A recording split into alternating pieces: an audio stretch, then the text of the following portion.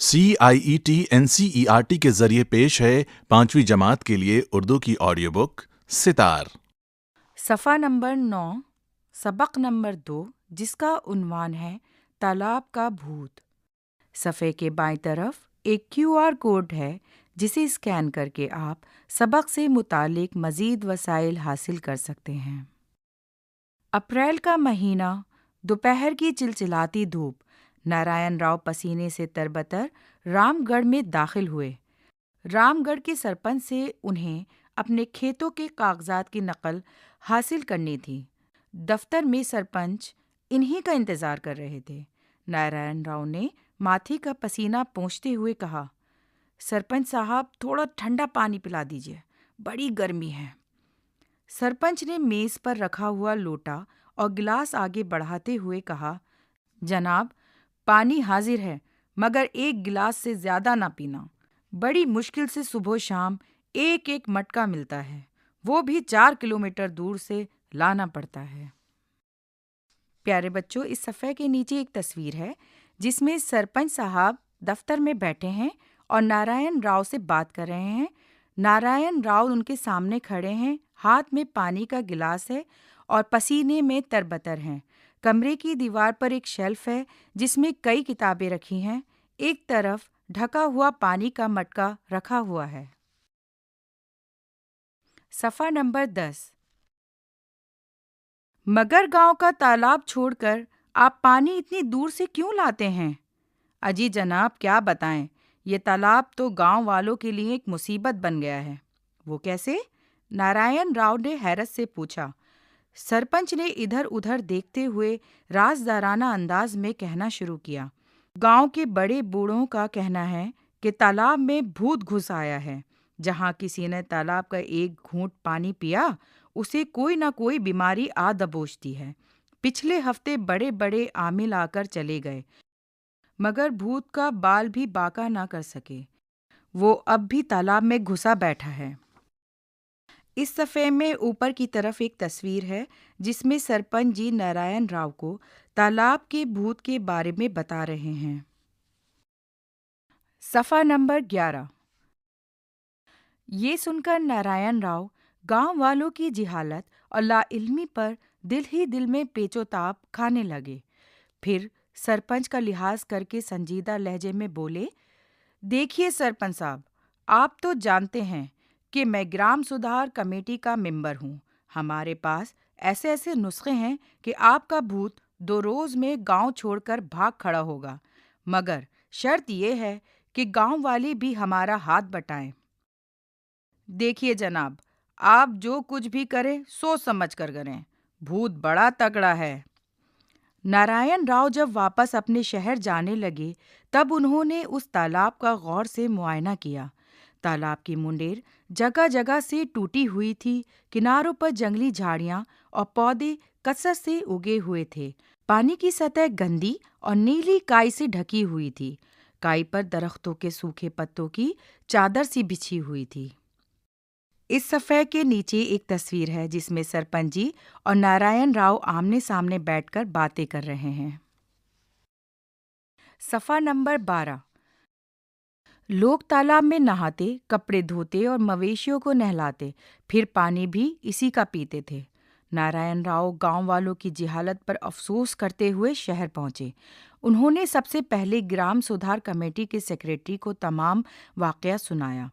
फिर जैसे ही गर्मियों की तातीलात शुरू हुई, मुख्तलिफ स्कूलों से 100 बच्चे मुंतखब किए गए। वो सब मास्टर साहब की रहनुमाई में रामगढ़ रवाना हो गए। नारायण राव भी साथ थे। नारायण राव ने गांव के सरपंच को इत्तला दी। सरपंच गांव वालों को लेकर तालाब के किनारे पहुंच गए। मास्टर साहब ने खड़े होकर कहा, प्यारे भाइयों और अजीज बच्चों, आज हमें इस तालाब के भूत को भगाना है। इसकी तरकीब ये है कि तालाब की गंदगी साफ कर दी जाए। जब गंदगी साफ हो जाएगी, अंदर से साफ शफाफ पानी के चश्मे फूटते नजर आएंगे। इन चश्मों का निर्मल पानी देखते ही भूत भाग खड़ा होगा। सफ़े के दाईं तरफ तालाब की एक तस्वीर दी गई है जिसमें नारायण राव सरपंच और गांव के कई लोग तालाब के सामने खड़े हैं और सफाई कर रहे हैं। صفحہ نمبر 13۔ اتنا کہہ کر ماسٹر صاحب نے کدال اٹھا کر پہلی ضرب لگائی۔ پھر کیا تھا؟ بیک وقت 200 ہاتھ مشینوں کی طرح چل پڑے۔ گاؤں والے دور کھڑے ڈری ڈری نظروں سے انہیں کام کرتا دیکھتے رہے۔ وہ منتظر تھے کہ ابھی بھوت نکل کر ماسٹر صاحب کا گلا دبا دے گا، مگر دوپہر تک وہ لوگ برابر کام میں جٹے رہے۔ ہنستے گاتے سب بچے اتنے خوش خوش کام کر رہے تھے گویا تالاب میں سے خزانہ برآمد ہونے والا ہو۔ سہ پہر کے قریب شہر سے ایک لوری آئی جس میں قیام کے لیے خیمے اور بچوں کے کھانے پینے کا سامان تھا۔ دیکھتے ہی دیکھتے تالاب کے قریب کے میدان میں خیمے گاڑ دیے گئے۔ گاؤں والے انہیں منع کرتے رہ گئے کہ رات کو یہاں نہ ٹھہریے، آپ نے بھوت کو ناراض کر دیا ہے، کہیں رات میں وہ آپ کو پریشان نہ کرے۔ مگر ماسٹر صاحب نے ہنستے ہوئے کہا، ہم بھوت کو پیاری پیاری کہانیاں سنا کر اس کا غصہ ٹھنڈا کر دیں گے۔ اس صفحے کے بائیں طرف ایک تصویر میں نارائن راؤ کے ساتھ دیگر کمیٹی والے ممبر تالاب کو صاف کر رہے ہیں۔ ساتھ میں بچے بھی ان کا ہاتھ بٹا رہے ہیں۔ صفحہ نمبر 14۔ پہلی رات کو گاؤں والے بڑے گھبرائے ہوئے تھے۔ انہیں یقین تھا کہ رات میں بھوت ایک آدھ بچے کو کھا جائے گا اور صبح تک سب شہر بھاگ جائیں گے۔ مگر جب صبح انہوں نے دیکھا کہ تمام بچے ویسے ہی خوش خوش کدال پھاوڑا سنبھالے کام پر جا رہے ہیں تو حیرت سے ان کی آنکھیں پھٹی کی پھٹی رہ گئیں۔ گاؤں والوں کے ذہن میں یہ بات سرایت کر گئی، ان کا خوف دور ہو گیا۔ بچوں کے ساتھ وہ خود بھی کام میں جٹ گئے۔ پھر کیا تھا؟ ایک ہفتے کے اندر ہی تالاب کے باہر کیچڑ اور گندگی کا ڈھیر لگا دیا گیا۔ تالاب آئینے کی طرح صاف ہو گیا اور زمین سے پھوٹتے پانی کے قدرتی چشمے نظر آنے لگے۔ پھر ماسٹر صاحب نے پوٹیشیم پرمیگنیٹ کی تھوڑی سی مقدار پانی میں گھول کر تالاب میں ڈال دی۔ دوسرے دن شہر سے کانچ کے 2 بڑے بڑے مرتبان پہنچ گئے جن میں مچھلیاں تیر رہی تھیں۔ اس صفحے کے اوپر ایک تصویر دی گئی ہے جس میں گاؤں کے سبھی مرد اور عورتیں تالاب سے کائی اور پودے نکالنے کا کام کر رہے ہیں۔ صفحہ نمبر 15۔ ماسٹر صاحب نے گاؤں والوں سے کہا، بھائیو دیکھیے یہ آپ کے تالاب کی صفائی کرنے والے خدمت گار ہیں۔ اب آپ لوگ یہ کیجئے کہ تالاب کے ارد گرد ایک پختہ منڈیر بنائیے، اطراف میں اگی ہوئی جنگلی جھاڑیوں اور جھاڑ جھنکھاڑ کو اکھاڑ کر پھینک دیجئے تاکہ سورج کی کرنوں کے لیے کوئی روک نہ ہو اور تالاب کی سطح پر تیرنے والے جراثیم ہلاک ہو سکیں۔ یہاں نہ کپڑے دھوئیے اور نہ نہائیے، مویشیوں کو بھی مت لائیے، پھر دیکھیے آپ لوگ کیسے تندرست اور خوش رہتے ہیں۔ سرپنچ نے ماسٹر صاحب کا شکریہ ادا کیا اور گاؤں والوں سے کہا، اب بات سمجھ میں آئی کہ بھوت پریت کوئی چیز نہیں، انسان کا وہم اور جہالت ہی سب سے بڑے بھوت ہے۔ اس صفحے کے نیچے ایک تصویر ہے جس میں اب تالاب بالکل صاف شفاف ہو گیا ہے۔ سارے گاؤں والے کھڑے ہیں، وہیں سرپنچ صاحب اور نارائن راؤ بھی موجود ہیں۔ صفحہ نمبر 16۔ مشق پڑھیے اور سمجھیے۔ بچوں یہاں پر کچھ لفظ دیے گئے ہیں اور انہی کے سامنے ان کے معنی ہیں، جیسے رازدارانہ یعنی چپکے سے بات کرنا، عامل یعنی عمل کرنے والا یا جھاڑ پھونک کرنے والا، بال باکا نہ کرنا جس کے معنی ہوتے ہیں کوئی نقصان نہ پہنچانا، یہ ایک محاورہ ہے۔ جہالت لا علمی، نہ جاننا یا علم اور واقفیت کا نہ ہونا۔ پیچ و تاب کھانا، یہ بھی ایک محاورہ ہے جس کے معنی ہیں بہت غصہ ہونا یا پریشان ہونا۔ نسخہ مطلب ترکیب، طریقہ، وہ پرچہ جس میں حکیم ڈاکٹر دوا تجویز کرتے ہیں۔ معائنہ کرنا یعنی جائزہ لینا۔ تعطیلات یعنی تعطیل کی جمع چھٹیاں۔ ضرب لگانا یعنی چوٹ پہنچانا یا مارنا۔ پختہ یعنی پکا یا مضبوط. اطراف یعنی طرف کی جمع یا ارد گرد یا آس پاس. وہم یعنی شک و شبہ یا وسوسہ. صفحہ نمبر 17. سوچئے اور بتائیے. پیارے بچوں، یہاں کچھ سوالات دیے گئے ہیں جن کے نیچے خالی جگہ ہے جس میں آپ کو ان کے جوابات لکھنے ہیں. پہلا سوال ہے، سرپنچ صاحب کے گاؤں میں پانی کی کمی کیوں تھی؟ سوال نمبر 2، نارائن راؤ گاؤں والوں کی کس جہالت پر پیچ و تاب کھانے لگے؟ سوال نمبر 3، تالاب کی صفائی کے لیے نارائن راؤ نے کیا کام کیا؟ سوال نمبر 4، ماسٹر صاحب نے تالاب کو صاف رکھنے کے لیے گاؤں والوں کو کیا مشورہ دیا؟ سوال نمبر 5، گندا پانی پینے سے کون سی بیماریاں ہوتی ہیں؟ پڑھیے، لکھیے اور سمجھیے. ان جملوں کو پڑھیے اور خط کشیدہ الفاظ پر غور کیجیے. نمبر 1، تالاب چھوڑ کر آپ پانی اتنی دور سے کیوں لاتے ہیں؟ اس جملے میں لاتے ہیں کے نیچے خط کھینچی ہوئی ہے. صفحہ نمبر 17. نمبر 2، پانی کی سطح گندی اور نیلی کائی سے ڈھکی ہوئی تھی. ڈھکی ہوئی تھی کے نیچے خط کھینچی ہوئی ہے. نمبر 3، بھوت کو پیاری پیاری کہانیاں سنا کر اس کا غصہ ٹھنڈا کر دیں گے. کر دیں گے کے نیچے خط کھینچی ہوئی ہے. پیارے بچوں، کیا آپ جانتے ہیں کہ فعل کا تعلق کسی نہ کسی زمانے سے ہوتا ہے؟ بچوں، اس جملے میں فعل کو الگ رنگ سے نمایاں کیا گیا ہے. کوئی بھی کام یا تو گزرے ہوئے زمانے میں ہوتا ہے یا موجودہ وقت میں یا آنے والے وقت میں. گزرے ہوئے زمانے میں ہونے والے کام کے زمانے کو زمانہ ماضی کہتے ہیں. اس جملے میں زمانہ ماضی کو لال رنگ سے نمایاں کیا گیا ہے. موجودہ وقت میں ہونے والے کام کے زمانے کو زمانہ حال کہتے ہیں. اس جملے میں زمانہ حال کو لال رنگ سے نمایاں کیا گیا ہے.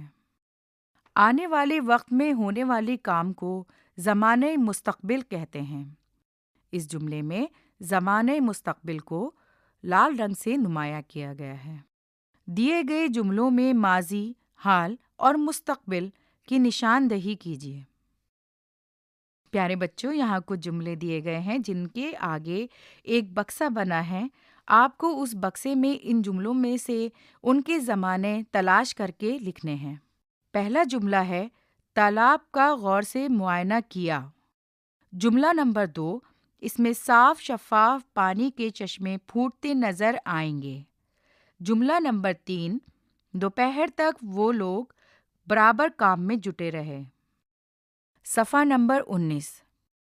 پیارے بچوں، یہاں دیے گئے جملوں میں مثال کے مطابق صفت کی نشاندہی کیجیے. مثال کے طور پر نارائن راؤ دوپہر کی چلچلاتی دھوپ میں آئے. چلچلاتی کے نیچے ایک خط کھینچی ہوئی ہے. جملہ نمبر 1، تھوڑا ٹھنڈا پانی پلا دیجیے. نمبر 2، سرپنچ نے رازدارانہ انداز میں کہنا شروع کیا. نمبر 3، پانی کی سطح گندی اور نیلی کائی سے ڈھکی ہوئی تھی. نمبر 4، کائی پر درختوں کے سوکھے پتوں کی چادر سی بچھی ہوئی تھی. بچوں، ان جملوں کے آگے خالی جگہ دے رکھی ہے جس میں آپ کو صفت کی نشاندہی کر کے انہیں لکھنا ہے. پیارے بچوں، ذرا ان جملوں پر غور کیجیے. نمبر 1، نارائن راؤ رام گڑھ میں داخل ہوئے. نمبر 2، سنا ہے تالاب میں بھوت گھس آیا ہے. نمبر 3، راؤ صاحب بھی سب کے ساتھ تالاب کے کام میں جٹ گئے تھے. نمبر 4، لوگ پانی بھی اسی تالاب کا پیتے تھے، اب اسی کو صاف کر رہے تھے.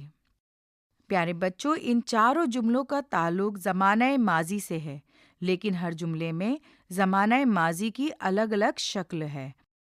پہلے جملے میں کام کے گزرے ہوئے وقت میں نہ قریب ہونے کا اظہار ہے نہ دور ہونے کا، بلکہ بالکل گزرے ہوئے وقت کا اظہار ہے. ماضی کی اس شکل کو ماضی مطلق کہتے ہیں. ان جملوں میں زمانہ ماضی اور ماضی مطلق کو لال رنگ سے نمایاں کیا گیا ہے۔ صفحہ نمبر 20۔ دوسرے جملے میں کام کے گزرے ہوئے وقت میں اس کے قریب ہونے کا اظہار ہے۔ ماضی کی اس شکل کو ماضی قریب کہتے ہیں۔ اس جملے میں ماضی قریب کو لال رنگ سے نمایاں کیا گیا ہے۔